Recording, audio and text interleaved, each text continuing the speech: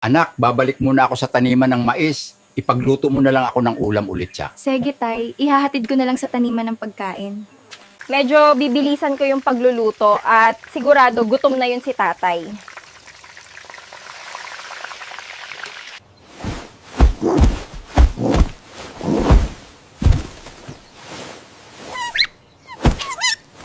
Grabe, ang tuyo-tuyo ng lupa. Ang tirap talaga pag tag-init. Mag-iisang buwan na ata hindi umuulan dito sa amin.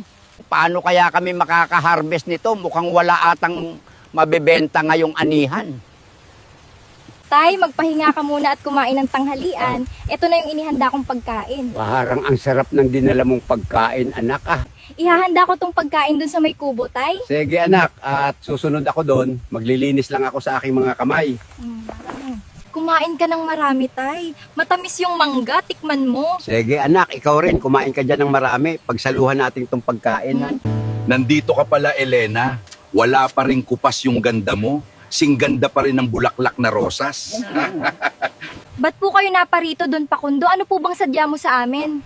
Gusto ko lang makausap yung tatay mo tungkol sa utang niya sa akin. Huwag ka na mag-alala, anak. Mag-uusap lang kami ni Don Pakundo. Ikaw muna bahala dito sa pagkain natin. Nestor, mukhang tagilid yung ani mo ngayon ah. Paano mo ako nito mababayaran sa utang mo? Gagawang ko yan ng paraan, Don Pakundo. Ba't di mo lang kasi ibenta sa akin yung lupain mo? Hindi ko magagawa yun, Don Pakundo. Pamana na to ng mga magulang ko. Kung gusto mo, ipakasal mo na lang si Elena sa akin. Hindi ko pwede pilitin yung anak ko magpakasal sa'yo, Don Pakundo.